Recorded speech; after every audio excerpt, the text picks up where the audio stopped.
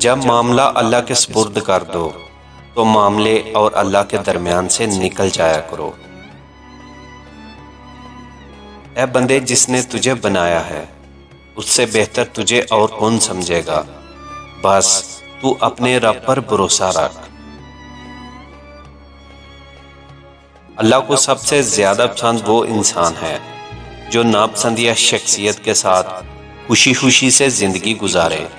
وہ بیوی جس کو اس کا خاوند ناپسند ہو لیکن وہ اللہ کی رضا کے لیے اس کے ساتھ رہتی ہو، اور وہ شوہر جو اپنی بیوی کو ناپسند کرتا ہو لیکن اللہ کی رضا کے لیے اس کے ساتھ اس کی عزت اور اس سے پیار کرتا ہو۔ اللہ کو ایسے انسان بہت پسند ہیں۔ جب آپ اپنی بات بتانے اور اپنے جذبات کی وضاحت کرنے میں ناکام ہو جائیں تو اس وقت سب کچھ اللہ پر چھوڑ کر پیچھے ہٹ جانا چاہیے۔ اے اللہ، ہم آزمائشوں کے قابل نہیں ہیں، تو ہم پر اپنی رحمت نازل فرما۔ آمین۔ آپ نماز اور قرآن کے ذکر کی طرف خود نہیں جاتے، بس آپ کو چن لیا جاتا ہے۔ اگر مانگا نہیں میں نے تو کچھ بھی نہیں مانگا، اب مانگ رہا ہوں تو اللہ کو ہی مانگ رہا ہوں۔ اللہ خود ہی سن لیتا ہے دکھی دلوں کی التجائیں۔ اے اللہ، ہم تیری عبادت کرتے ہیں اور تجھ سے مدد مانگتے ہیں، تو ہماری مدد فرما۔ آمین۔ کس کس کو راضی کرو گے؟ بس ایک اللہ کو راضی کر لو، باقی سارے مسئلے خود ہی حل ہو جائیں گے۔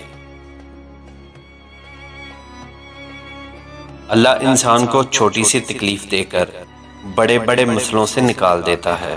وہ بڑا غفور و رحیم ہے، اس کی حکمتیں انسان کی سمجھ میں نہیں آ سکتی۔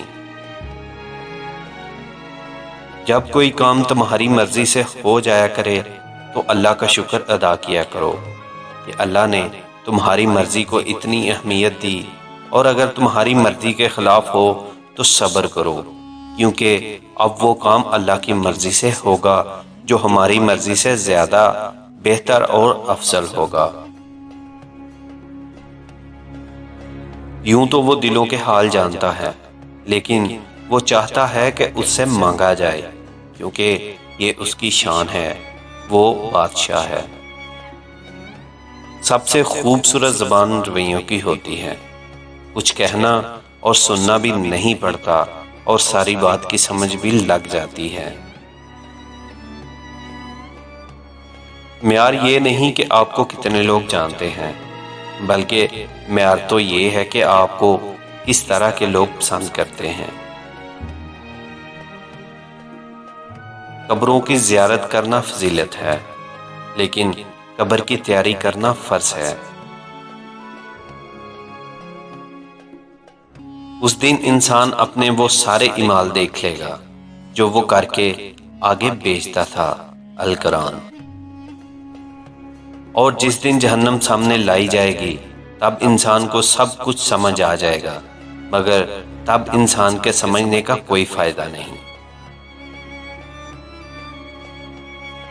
اے ایمان والو، جب تمہیں جمعے کے دن نماز کے لیے پکارا جائے تو اللہ کے ذکر کی طرف لپکو اور خرید و فروخت کر دو۔ وہ لوگ جنہیں اللہ کی باتوں پر یقین نہیں، اللہ بھی انہیں ہدایت نہیں دیتا۔ کائنات کا سب سے پہلا اسکالر ابلیس تھا، جو سمجھتا تھا زبردستی سجدہ کروانا اس کے حقوق کی خلاف ورزی ہے۔ اپنے ہاتھ سے کی ہوئی نیکی اور دوسروں کے ہاتھ سے کیے ہوئے گناہ کا تذکرہ کسی سے نہ کرو، یہ تمہارے کردار کا امتحان ہے۔